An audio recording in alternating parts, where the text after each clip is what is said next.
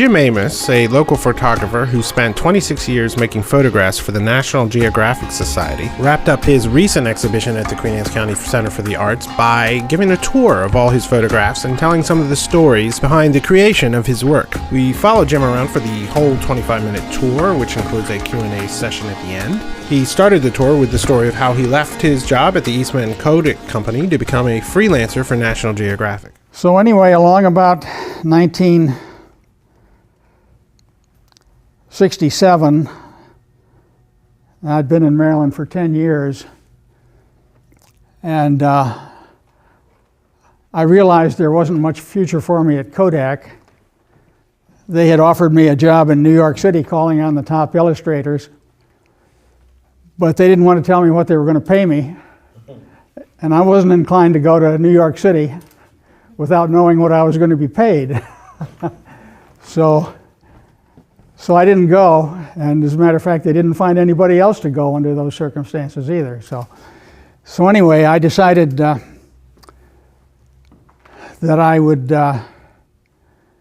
really like to work as a photographer, and I decided to go see National Geographic. And at that time, I really didn't have a good 35 millimeter camera, and I showed a few pictures to Bob Gilka, whose picture's on the far wall over there. He was the director of photography. And talk about luck. They were working on a story on the Chesapeake Bay and on the oyster boats at that time. And the photographer that they had assigned, the staff photographer, fortunately for me, was not doing a very good job apparently. So he said, if you want to spend a couple of days on the oyster boats, I'd like to see what you can do. So I found Captain Webster here, and I waited in Annapolis on a Friday afternoon until the boats came in, and I talked to Captain Webster and asked if I could go out and spend a couple of days. So he said, sure. Let me back up just a bit. When Bob Gilka said, I'd like to see what you can do on the oyster boats, I didn't have a decent 35 millimeter camera. So I bought a Nikon with two lenses, a 35 and a 105. And the first day I was out with Captain Webster, I saw this situation, but I didn't have a wide enough angle lens to make the picture. So fortunately, I had a good friend by the name of Jerry Wood who had all kinds of camera equipment, and he loaned me a Leica with a 21 millimeter lens. And so the second day I was out with Captain Webster, you know, I got that picture, and the Geographic really liked that. So then they asked me, they said, well, Bob said, I don't want you to jeopardize your job with Kodak, but the picture editors would like you to finish up the story. And so I just said, well, I'll take annual leave from Kodak and do it. So I did, and that worked out okay. And then he said, well, if you want to quit Kodak, I'll guarantee you 2 months' work as a freelancer. So fortunately, I didn't have a family to support, so I was in a position to take the risk. I still had to swallow a few times and sleep on it a couple nights, but I decided to do it. And it turned out well. Well, these are all kind of unrelated, except they're all birds and the fish. I was doing a story on the Oregon Trail, and this was out in the middle of Wyoming. And I stopped at a rest stop, and I walked around and I saw this little dipper out on the rock, and I noticed that he stayed very still for quite a long time. And so I got my tripod, and I knew I wanted to make a fairly long exposure to get movement in the water. So I think I wound up shooting at maybe 1 second, and the little dipper was cooperative enough to stay still for a second. And I got the motion in the water. I was on assignment briefly up in Greenland, and And there was a couple native boys with their little rowboat, and they'd caught this nice Arctic char, and so I found a picture in that.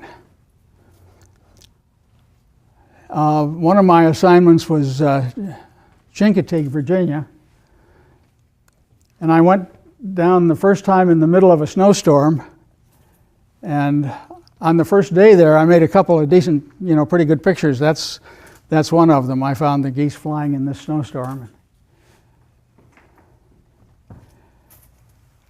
And Pictures, at any one place, how many pictures would you take from it? These are the magic ones, but how many unmagic ones are there? Well, it depends on the circumstance and how long how long there's something to. The birds, that for you, and the geese, but the geese are moving. Yeah, I don't remember. I may not have made more than a half a dozen exposures on that situation, but.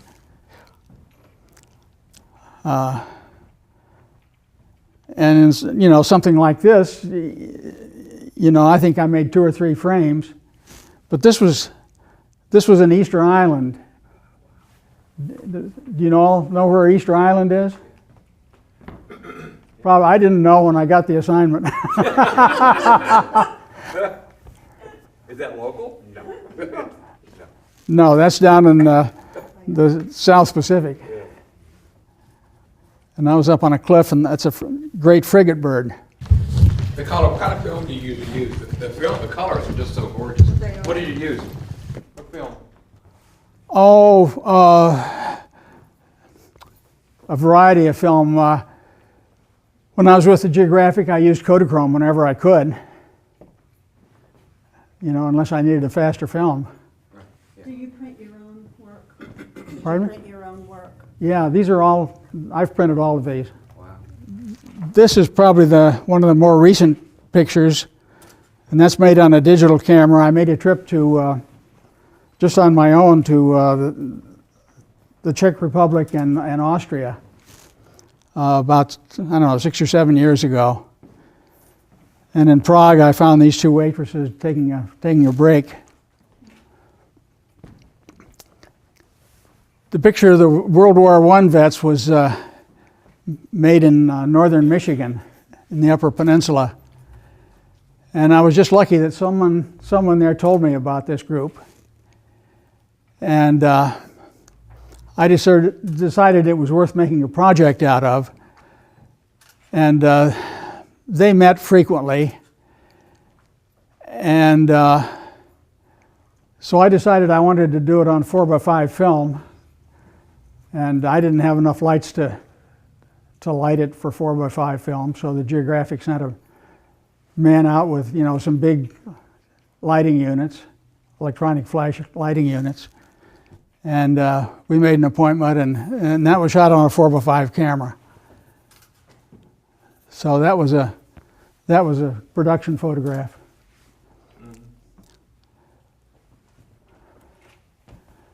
This was in Boston, Lincolnshire. I did a little short story on Boston lynx.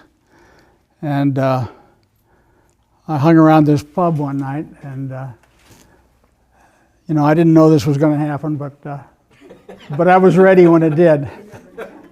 This again was made in in the Upper Peninsula of Michigan. And this was an old hermit that lived alone in a shack. And he spent his summers cutting wood so he could keep warm in the wintertime. And he had his loyal friend that followed him around. And he kept warm in the winter by the wood that he cut in the summertime. Pretty tough life, but he seemed happy. And obviously the dog is happy. This is a current postage stamp that has one of my photographs on, made up in Lancaster, Pennsylvania. Was that? Did you submit that? I mean, how do you tell the postal office, hey, I have a picture for you, or is there a contest? Or what? No, I have a number of pictures in stock photography agencies, and that one is with Corbis, and they found it on the Corbis website.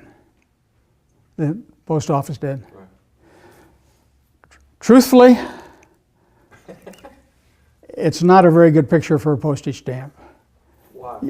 Well, it looks great at that size, but when you shrink it down to a postage stamp, you know, it just doesn't hold up too well. Right. Well, could you convince them to make really big stamps?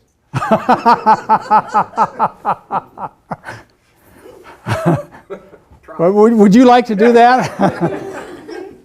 Well, let's talk about these two pictures. There's two things to talk about. The main reason that they're up there is it shows the difference between the white matte, which is common, and the dark matte, which is much better. When I first went to work for Kodak, I worked in the graphic arts studio, and they were very insistent that on the big copy board, it was a big copy board, and what they were copying was usually fairly small. But they made very sure that everything around the actual copy was black rather than white to eliminate lens flare. And I knew that, and I knew it applied to copying photographs. And somehow in my thick head I didn't get the idea that, you know, it also happens in the eye when you view photographs. And so anyway, I made the two prints to illustrate what, you know, the difference is. But the other thing here that's important, to me at least, is the man in the photograph, who was Bob Gilka, who hired me at the Geographic. And he and some buddies had a goose blind out at the end of Spaniard Neck Road. And I knew that, so I went out there one morning when Bob was out there. Again, this is in the Upper Peninsula of Michigan, where there's a big Finnish population. And they take their sauna baths, and then in the summertime they run out and jump into the cold water.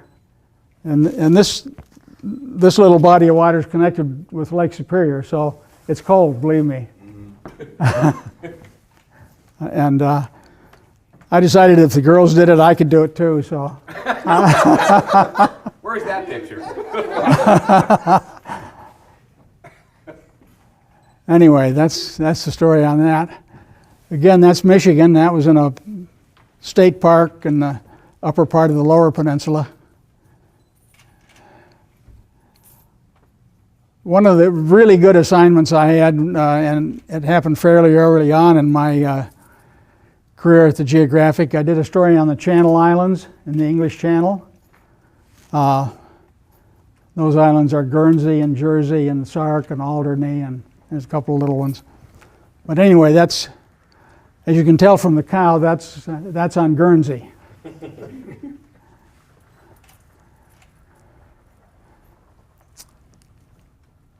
When I was a kid in high school, I was fortunate enough to spend a summer at the Interlochen Music Camp in northern Michigan. And so when I was doing the Michigan story, I went back as a geographic photographer and made some pictures. And I guess that picture was shot in color. I'm pretty sure it was, and I converted it to black and white. I thought it worked better in black and white than in color. This is a very early picture made about 1955 when I was in the Army in Germany. And on my first leave, I was working with a couple of Germans, and they told me about Rothenburg. And actually, I was on my way to Zermatt, Switzerland, but I stopped in Rothenburg, and it was worthwhile stopping. So. Where were you stationed? Frankfurt Höchst. You can tell it's early because nowadays you go there and there's cars lined up and down the streets. I know, and tour buses. In tour buses, correct. Yeah, I've been back since, and it's. I don't think you could make that picture today. There's no way you could do that. The picture of the ballet dancers was made in San Diego, which is the last story I did as a freelancer. And when I finished that story, they offered me the job on the staff. But anyway, that was in, they were doing the Nutcracker at Christmas time in San Diego. And I made that from up on the scaffolding where the lights were. You know, there was a walkway up there and it was, you know, easy access. And I think I made this during a rehearsal, I think during a dress rehearsal. A few years ago, you know, well after the Geographic, I made a trip to Austria and Prague. And I visited the house where Mozart lived in Vienna.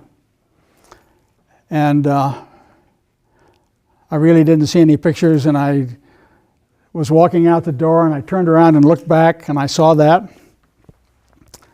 So I came back in and made the picture. Now, if my life depended on duplicating that again, I wouldn't be here. This was done in the computer. I think it's the only picture in here that you know, where I played around in the computer and came up with that, and I can never repeat it. This was made in Chincoteague. At one point, I did a story on Chincoteague, Virginia, and one of the famous carvers down there is Cigar Daisy, and I think after I'd finished the Geographic assignment, I spent some more time with Cigar and shot some black and white for myself. When I was doing the Michigan story, up in the Upper Peninsula, I think I photographed a ski jump event and didn't get anything worthwhile. And somehow, as I'm trying to remember the exact circumstances, but anyway, I was in a light plane, I guess, going back to where I started from, and I just saw these patterns from in the snow from snowmobilers. I used to make several trips on my own up to Lancaster County, and I photographed the Strasburg Railroad. I was fascinated by the Strasburg Railroad, so I made a number of trips up photographing that. And at the time, I had left over from the Geographic, I had a big Ford four-wheel drive van with a camera platform on top of it, and I bought the van from the Geographic, and that picture was made from on top of the van. I did a story for the Geographic, or I did a book on the Intercoastal Waterway, and as part of that, I spent some time with the Menhaden fishing fleet out of Reedville, Virginia. They can only catch menhaden in the Virginia part of the bay. And that's when I made that. Are there any questions? Your National Geographic pictures, were they always assignments? I mean, could you go to them and say, I want to go do something? Would they cooperate, or?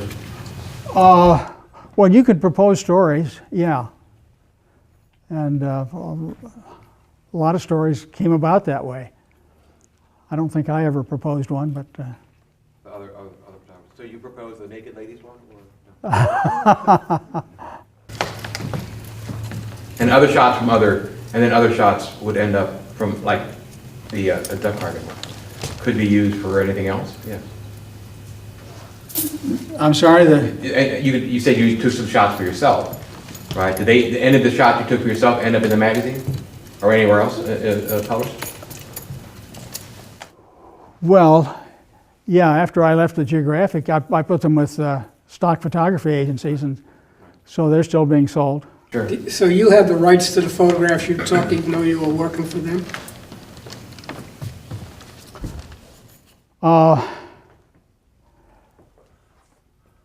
The photographs that they have in their file, I don't have the rights to. Okay. But when I left the Geographic, they gave me all the yellow boxes back, and I have the rights to those. Okay. I made a deal with them. So if you went out and shot 3 of the same subject, they get 1, you keep the other 2? Well, Because they would only pick one. well, that's true, but no. What I got back eventually is anything that they hadn't published or picked for file selects. What would you do with uncooperative humans? Animals you can't do a whole lot about, but humans, how would you cajole people into doing things?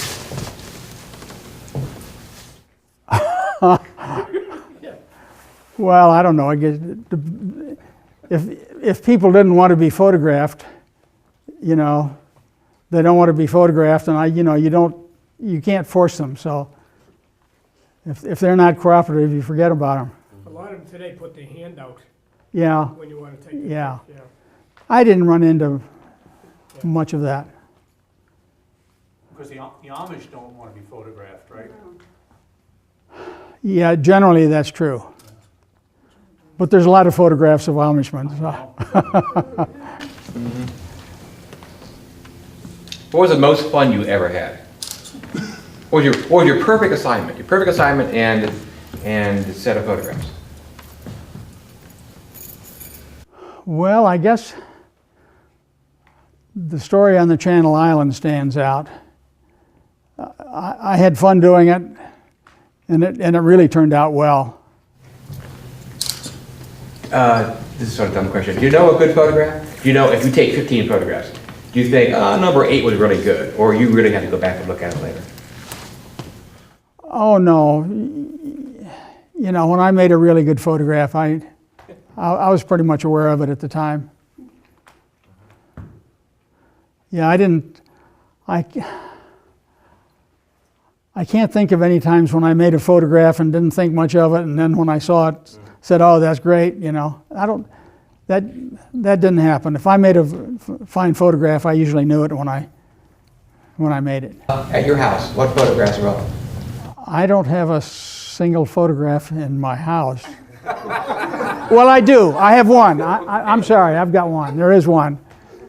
There is one out in the foyer that, and it's not here. It's. Whose work do you hang? Well, in my studio, I have a print by Karsh, and Ansel. no, I don't have an Ansel print. I'd like to have. I'd like to have if I could select the print. I don't want to print there just because Ansel made it, but there's some of his I'd certainly like to have. But I have a few prints by other photographers. Yeah, sorry. What is the picture of the corner at your house? What is the picture at your house? It's a picture that I didn't have anything to do with the Geographic, but I had a friend with a big yacht, and we were cruising down in South Carolina, and he was anchored in a place, or he was in a boat yard, and I got up one morning, and at the end of the dock there was a nice scene of the river and the marsh and a little boat going down the river. And it's an Evercolor print, incidentally, and there are no more Evercolor prints, but it was a guy, I'm trying to think of when it was done.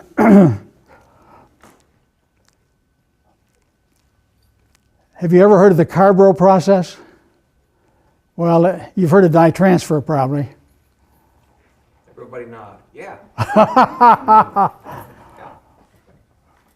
Well, the dye transfer was, when I was going to RIT, I learned dye transfer.